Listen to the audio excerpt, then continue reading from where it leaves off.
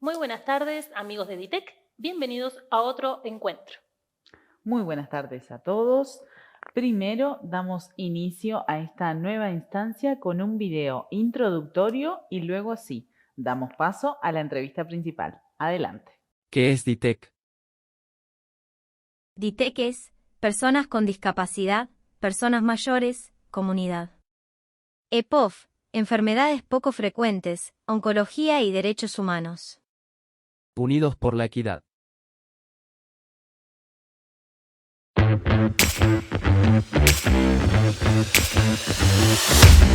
Muy buenas tardes a todos. Buenas tardes, Miguel.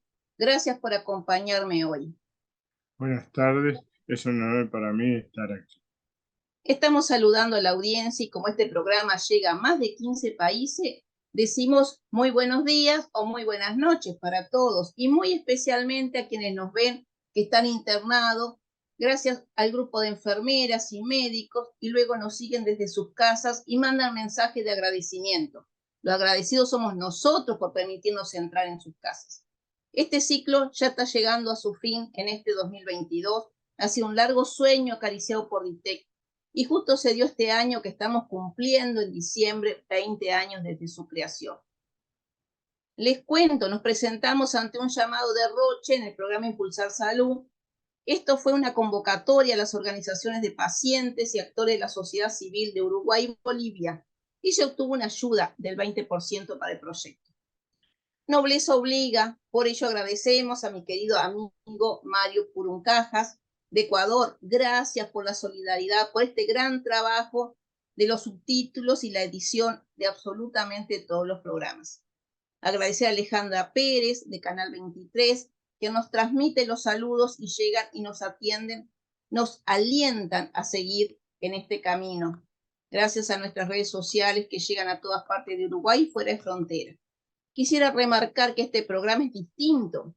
Queremos llevar información vital para nuestros colectivos. Eso es educar, concientizar, sensibilizar. Es un placer dar inicio a un nuevo programa de DITEC y en este primer ciclo que ya está finalizando.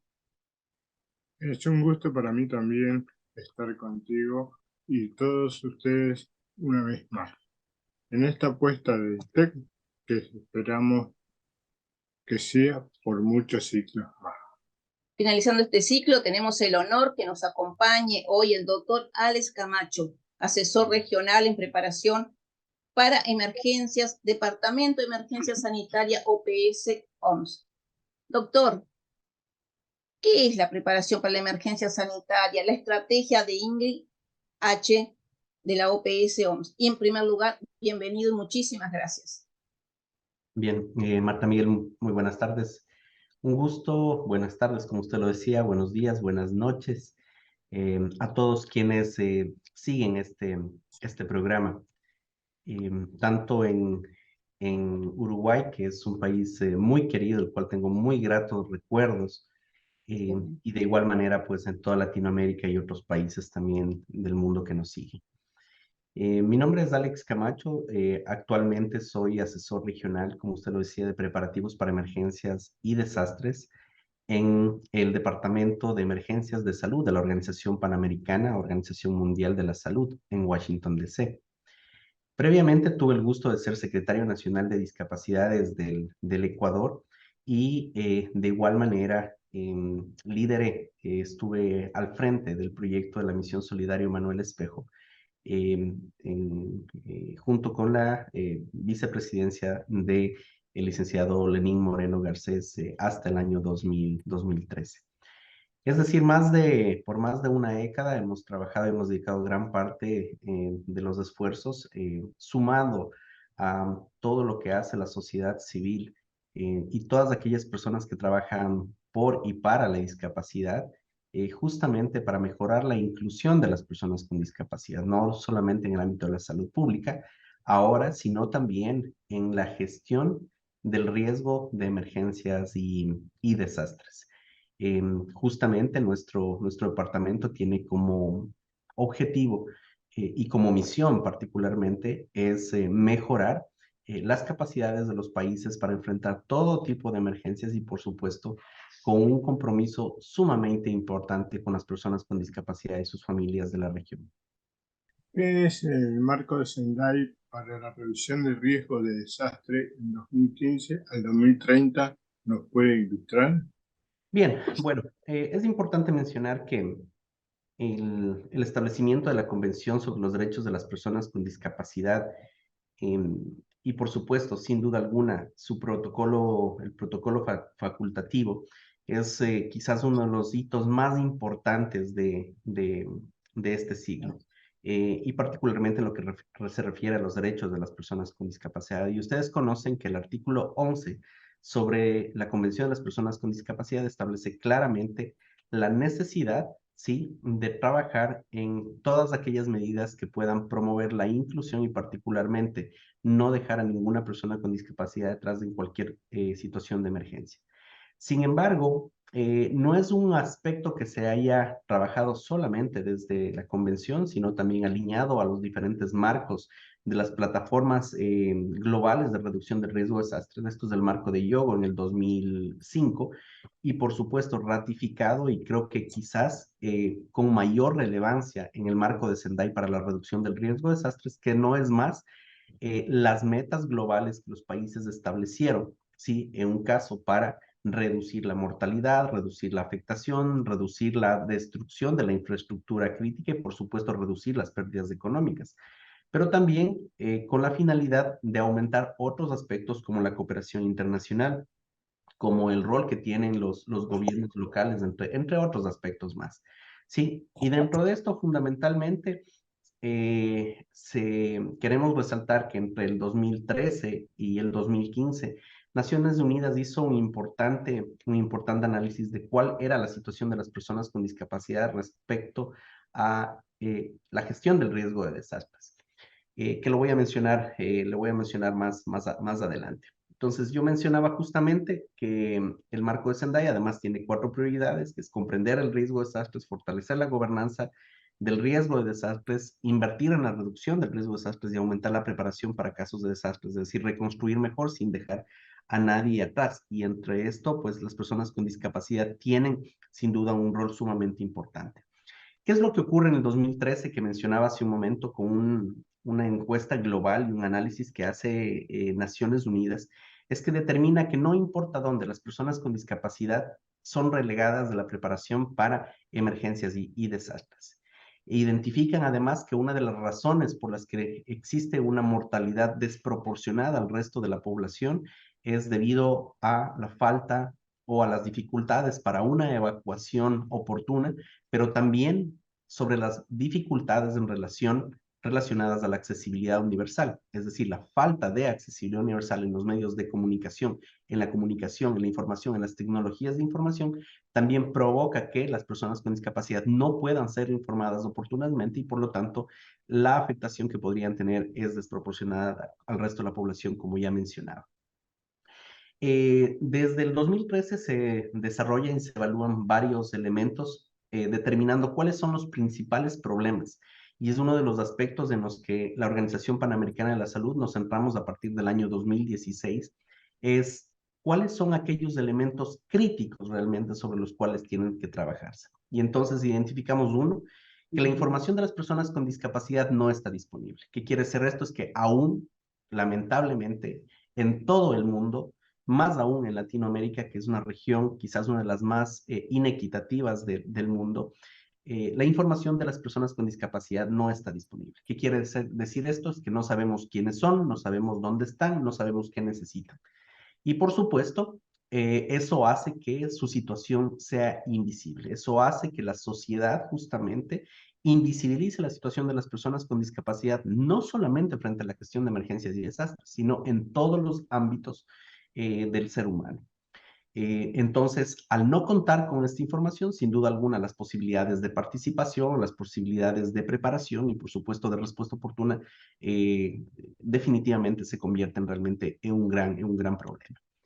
El segundo elemento que se ratificó en esta encuesta que mencionaba el 2013 es que las personas con discapacidad no participan en la gestión del riesgo de desastres. Esto se da por varias razones, por supuesto, si su información no está disponible, que era el primer aspecto, pero no se toma en cuenta su voz, no se toma en cuenta su situación a la hora de determinar políticas, a la hora de determinar leyes, a la hora de establecer incluso planificación aterrizada en el territorio y comunitaria que permita justamente una inclusión importante. Y cuando hablamos de inclusión, ¿qué quiere decir esto? Es decir, que se cumpla el nada de nosotros sin nosotros, que las personas con discapacidad sean parte del proceso, puedan dar su opinión de cuáles son aquellos aspectos, no solamente que favorecerían su respuesta y su recuperación, sino también aquellos aspectos que podrían complicar aún más o podrían poner en riesgo su vida, por supuesto, y su salud.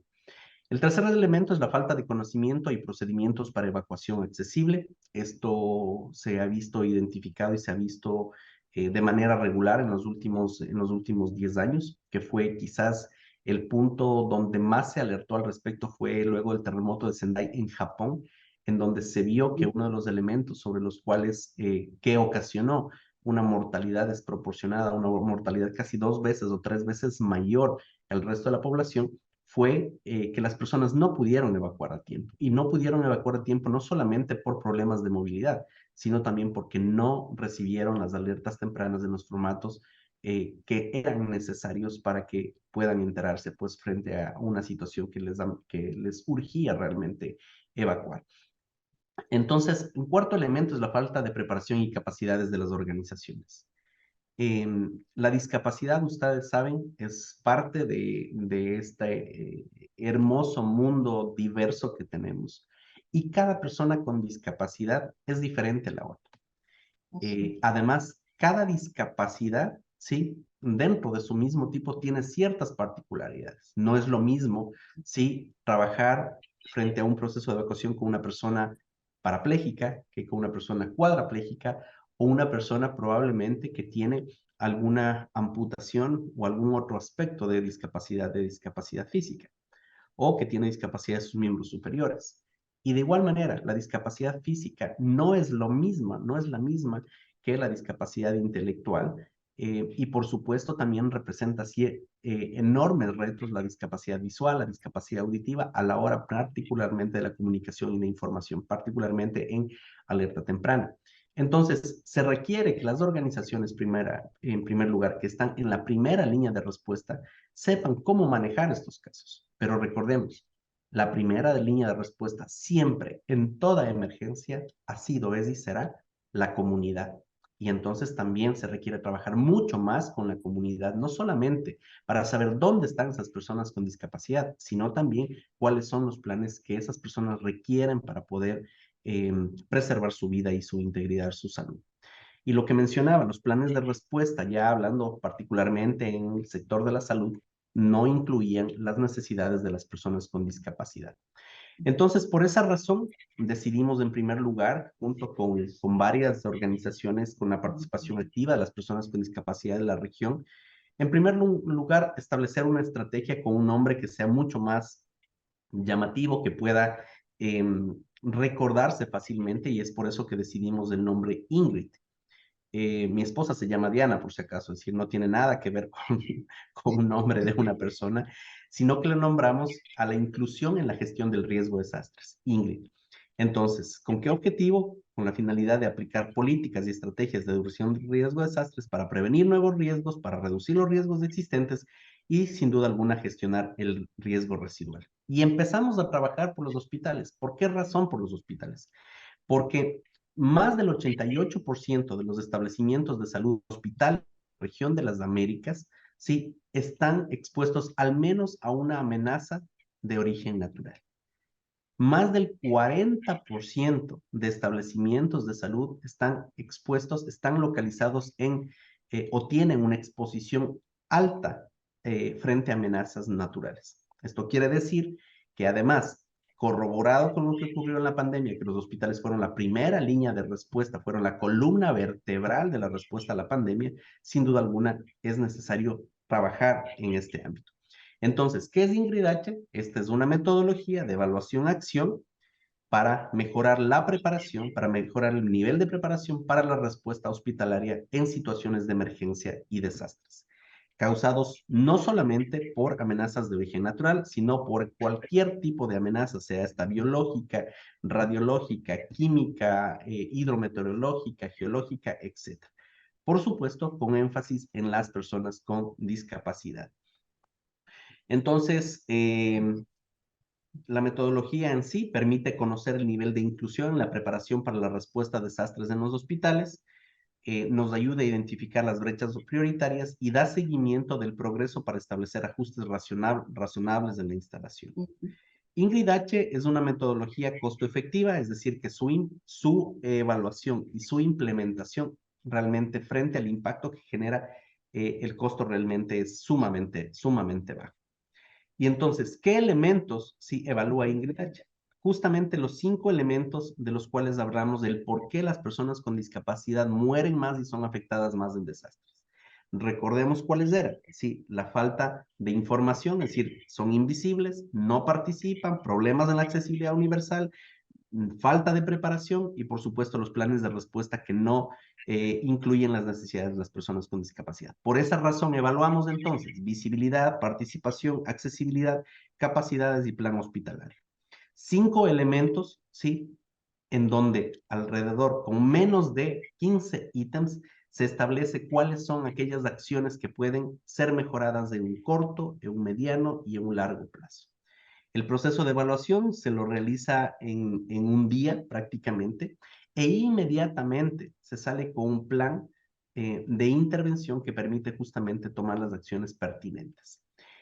Para esto utilizamos un índice, una herramienta que hemos desarrollado, ¿sí? En lo cual nos permite verificar en qué nivel de inclusión se encuentra el establecimiento de salud. Inclusivo, probablemente inclusivo o excluyente.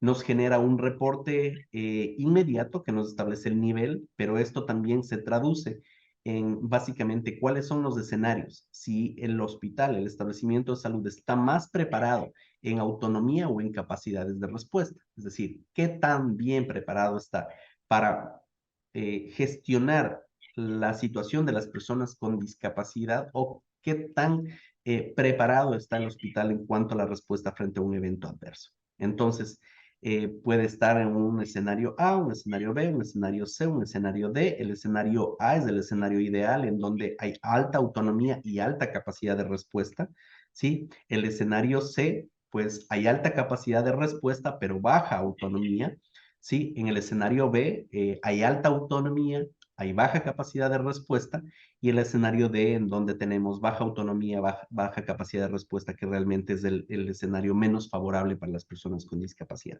Pero ¿qué nos permite esto? Justamente avanzar a la implementación. Y es que la verificación de estos 14 ítems que tiene la herramienta INGRID-H, sí, nos permite poder saber qué tenemos que hacer para que las personas con discapacidad puedan visualizarse de mejor manera. Pues a veces son tan simples las soluciones que solamente dependen de voluntad de las autoridades. Por ejemplo, incluir, ¿sí? En la nómina del personal una variable, ¿sí? En donde al ingresar la persona a trabajar, se sabe si tiene o no tiene discapacidad. Si tiene discapacidad, ¿qué tipo de discapacidad es esta? Y si es que tiene discapacidad, por supuesto, ¿cuál es su necesidad particular al respecto? Eso permite que se individualice la situación de las personas con discapacidad, pero además sepamos quiénes son, dónde están y qué necesitan. En este proceso de implementación, como decía, la herramienta automáticamente nos sugiere ciertas acciones a corto, mediano y a largo plazo. Por ejemplo, en el tema del plan hospitalario de respuesta, no nos sirve de nada que el plan hospitalario de respuesta diga incluirá a las personas con discapacidad. Un plan de respuesta tiene que tener procedimientos operativos estandarizados. ¿Qué quiere decir esto? Es básicamente decirme de quién es la responsabilidad, dónde están esas personas con discapacidad, qué tipo de ayuda necesitan específicamente, y si la persona que es responsable no está, ¿quién puede atender a esa persona con discapacidad en el caso de una emergencia? Y por supuesto también podemos hacer acciones a largo plazo que ya implican simulaciones, simulacros y otros aspectos más. El punto más importante a la hora de este proceso es que el plan hospitalario de respuesta frente a emergencias y desastres sí incluye a las personas con discapacidad de una manera práctica, de una manera operativa y de una manera eficiente. Por supuesto, luego de hacer el proceso de implementación, que puede llevar hasta 180 días, ¿sí? Simplemente se prueban los procedimientos del plan de respuesta, se realizan ejercicios de simulación y, por supuesto, se realiza una nueva evaluación para ver cómo ha mejorado el proceso. Entonces, en el momento tenemos alrededor de, ya estamos cerca de los 12 países de implementación. Lamentablemente la pandemia, hay que decirlo, durante el año 2020 y gran parte del 2021 realmente fue un gran obstáculo para la implementación de este proyecto, pero ahora estamos trabajando ya con Chile, con Ecuador, con México, con Perú, con Guatemala, con Panamá, con Nicaragua, con Honduras. Hemos empezado también ya el trabajo con Colombia. Retomaremos el trabajo que estábamos haciendo con Chile en el 2019 y por supuesto también se ampliarán a otros países de la región. ¿Qué es lo que hemos podido evidenciar además como ganancia adicional? Es cómo están los establecimientos o cómo está la región en cuanto a inclusión laboral y podemos ver claramente, sí, de que dista la situación de entre países, quizás el país que mejor se encuentra en el tema de inclusión en el ámbito laboral o se encontraba, esto es a 31 de agosto del 2019, era Ecuador. Y por supuesto teníamos que realizar mucho trabajo en otros países porque claramente se evidencia este aspecto.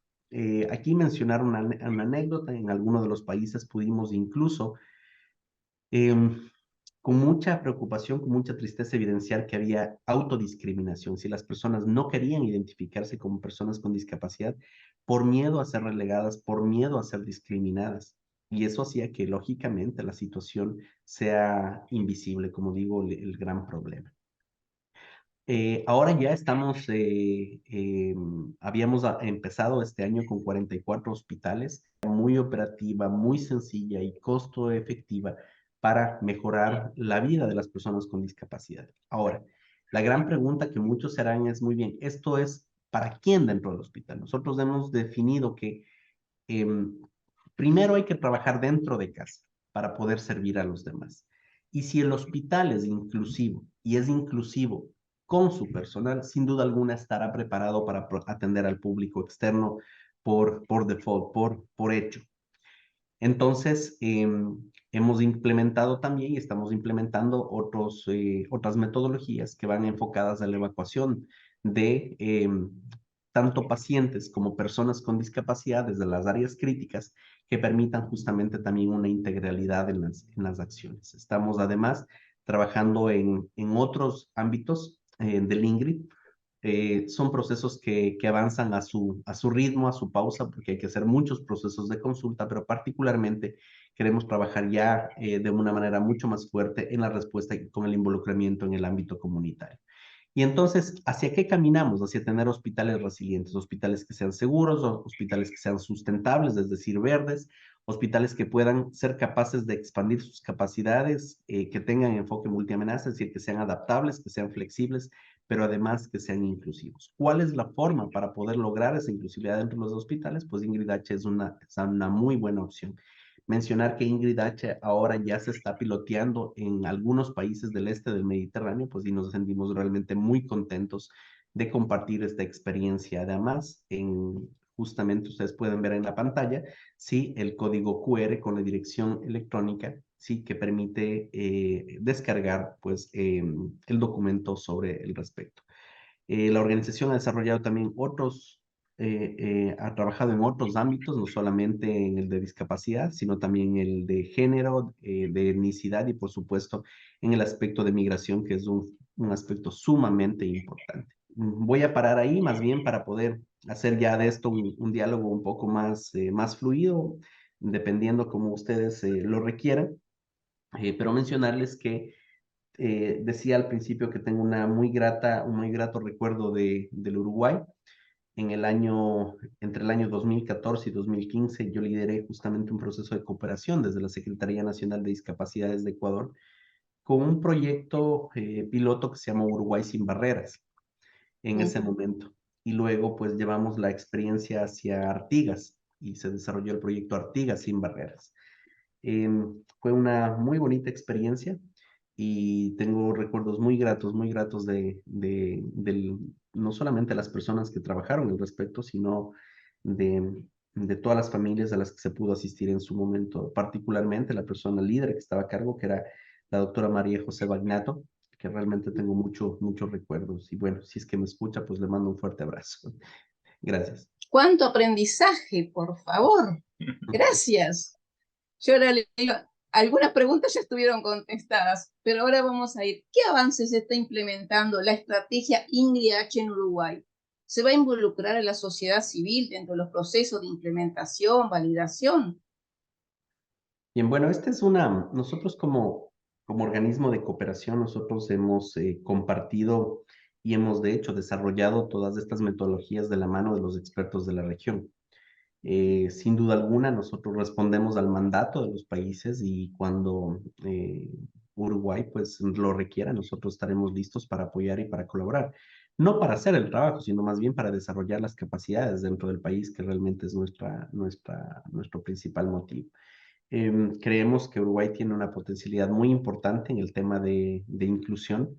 Yo tuve la oportunidad de visitar varios lugares, varias casas de acogida, varios lugares en donde no solamente se hacía rehabilitación física, sino recuerdo uno en particular, rehabilitación visual, un lugar en donde recuerdo, no recuerdo el nombre en este momento, pero recuerdo con mucha claridad un establecimiento que enseñaba a las personas que habían perdido su visión a poder reinsertarse en la sociedad y realmente fabuloso, definitivamente un trabajo fabuloso. Por lo tanto, estoy convencido que de requerirlo, sin duda alguna, Uruguay podría ser un excelente espacio para implementar esta metodología. Dite que está a las órdenes para trazar lineamiento en forma conjunta, para fortalecer alianzas y el compromiso que hay en la Convención de fortalecer participación y en la Agenda 2030.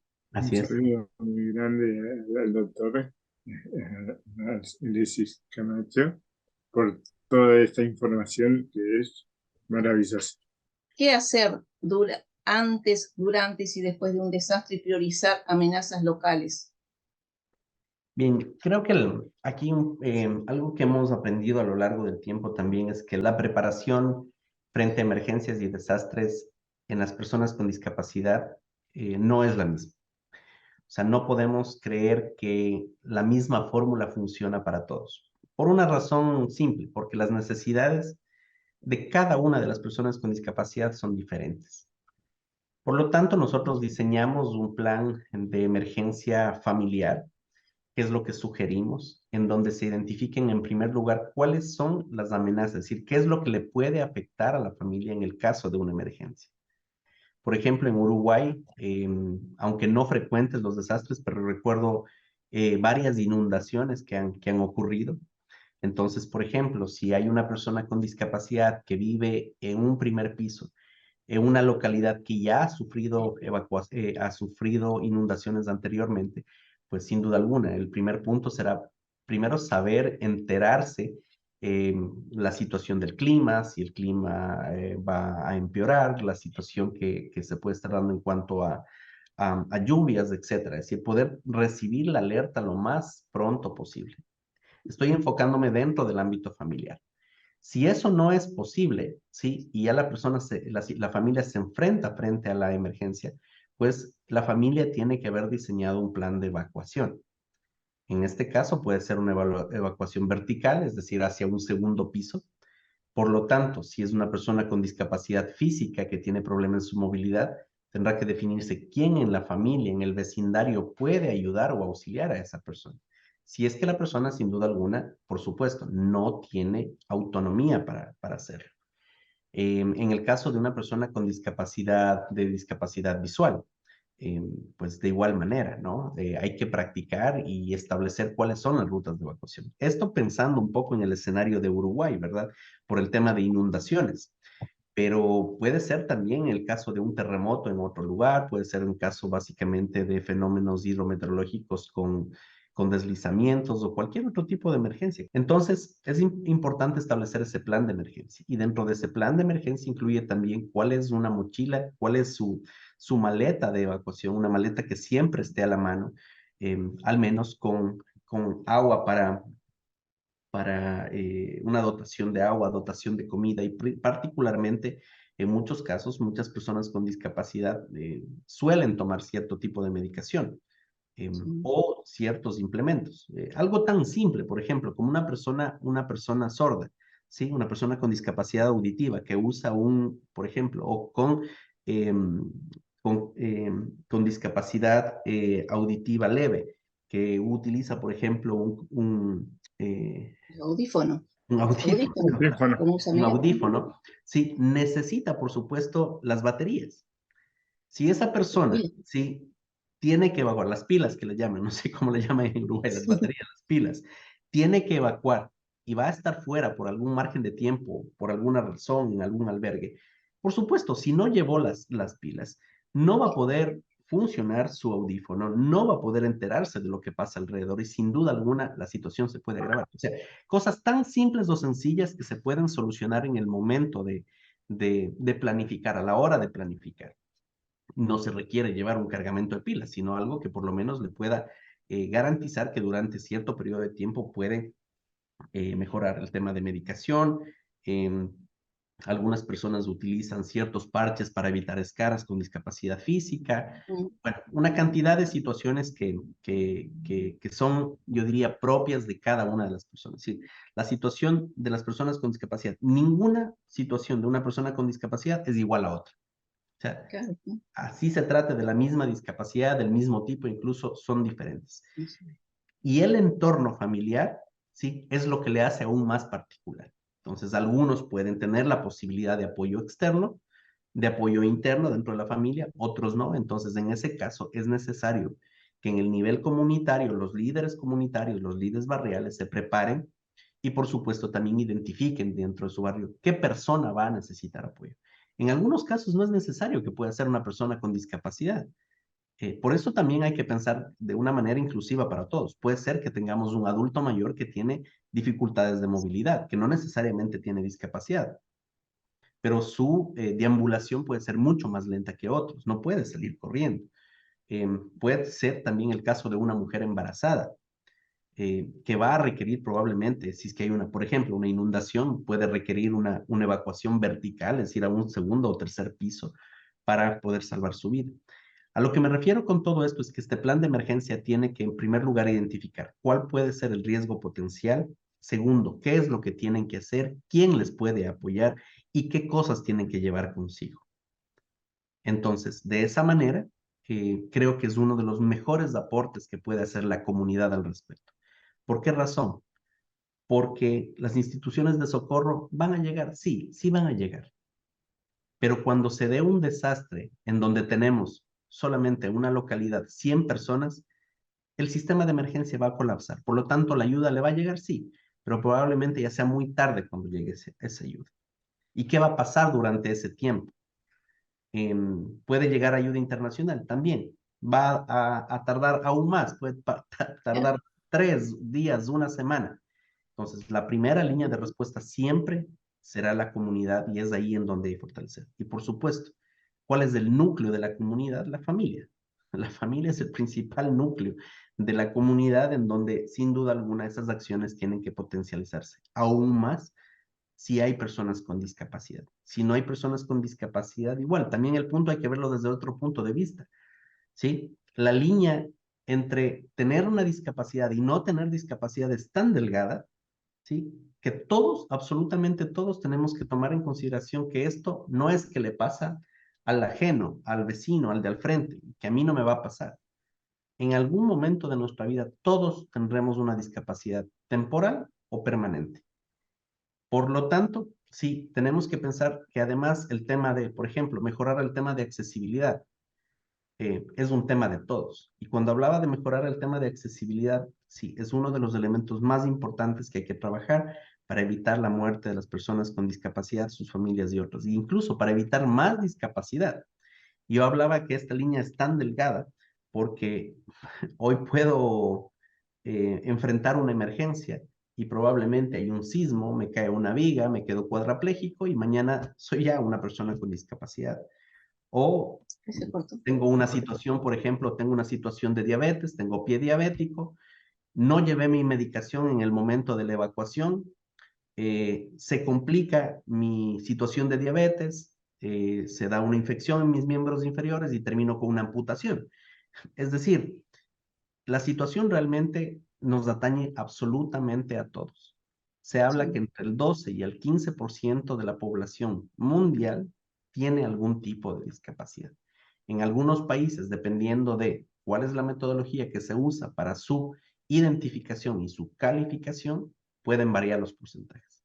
Pero lo que sí es cierto, no creo que hay una sola persona que no haya tenido un amigo o que no tenga un amigo, un familiar, un hijo, un hermano, un vecino, un pariente, un conocido, un compañero de trabajo que tenga una discapacidad. Por eso es un tema que nos atañe a todos.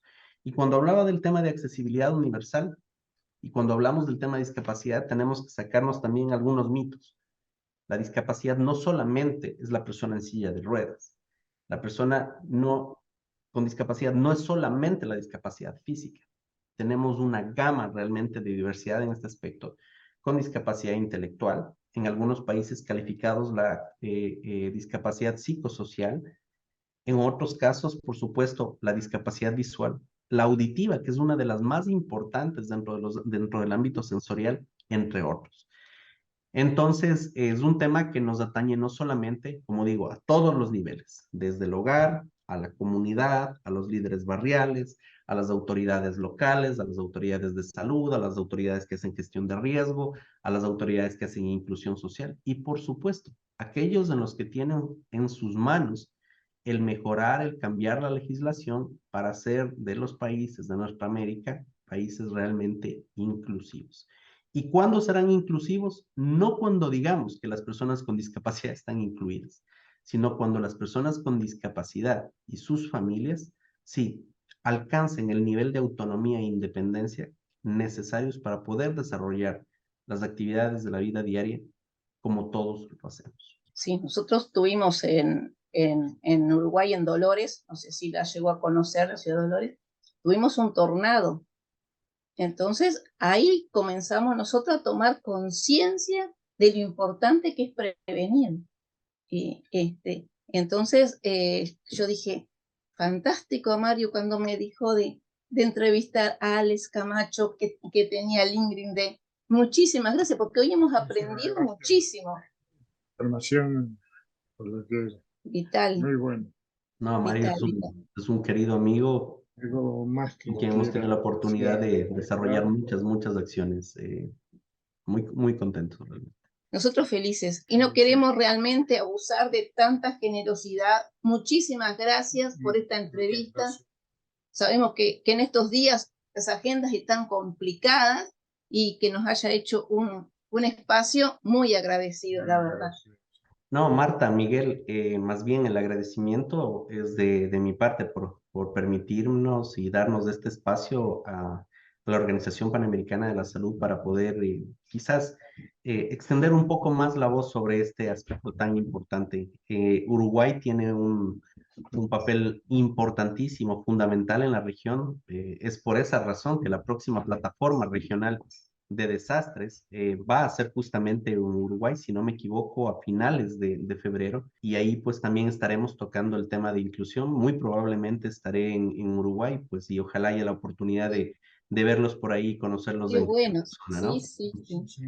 Nos comprometemos desde ya y le agradecemos muchísimo porque como dijimos al principio, este programa realmente es distinto. Lo que quiere llegar a la población es para informar, para poder educar, para poder transmitir que existen estos medios para el mejor confort de las personas con discapacidad. Excelente. Muchísimas gracias, Alex, No, a las órdenes. Un gusto. Ha sido un gusto. Gracias. Saludos. Otra entrevista compartida con nuestra audiencia y que, bueno, genera tantas dudas y tantas cuestiones para pensar y meditar acerca de estas temáticas. Los invitamos a compartir sus opiniones a través de nuestros medios y redes de contacto, a través de nuestro Instagram, DITEC-UI, Facebook, @DITEC Uruguay, nuestro Twitter, Asociación DITEC, y nuestro correo ditecuruguay2002@gmail.com. Nos vamos, Karen. Sí, nos despedimos, pero no sin antes, por supuesto, dejarlos con la música de Miguel, nuestro amigo. Que la disfruten y hasta la próxima. Chau, chau.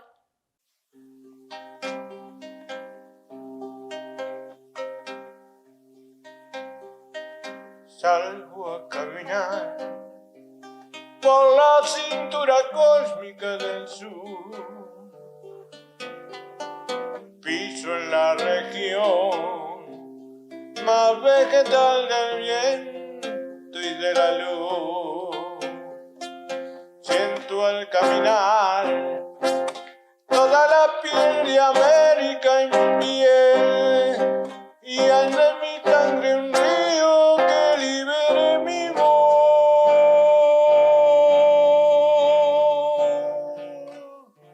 Su caudal, sol de Alto Perú, rostro Bolivia, estaño y soledad. Un verde Brasil, pesa mítile, cobre y mineral. Subo desde el sur hacia la entraña América y total. Una raíz, un grito destinado a crecer y estallar.